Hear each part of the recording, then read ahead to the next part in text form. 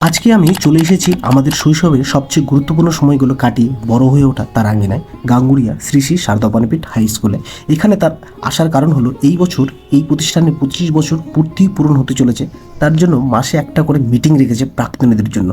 প্রত্যেক মাসে সময় হয়ে ওঠে না, তাই এই আজ ফাইনালে চলেই আসলাম। মহারাজ সবাইকে আসার জন্য একান্তভাবে অনুরোধ জানিয়েছিলেন, তাই আমরা দেরি না করে চলেই আসলাম।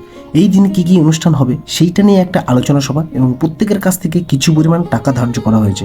সেই সব মিটিং আজ আলোচনা হলো। সবশেষে আমাদের শ্রদ্ধেয় মহারাজ শ্রী স্বামী গিরিজাত্মানন্দজি মহারাজের কাছে চলে আসলাম আমাদের অনুষ্ঠানের আর্জি জানাতে। আমি একটা কথা বলবো প্রাক্তনীদেরকে, সকলেই আসো এবং সকলেই একটু একটু করে সাহায্যের হাত বাড়িয়ে দাও, যাতে আমরা আমাদের 25 বছর পূর্তিটাকে খুব সুন্দরভাবে পরিচালনা করতে পারি। আর সকলের সাহায্য ছাড়া এটা কিন্তু কখনোই পসিবল নয়।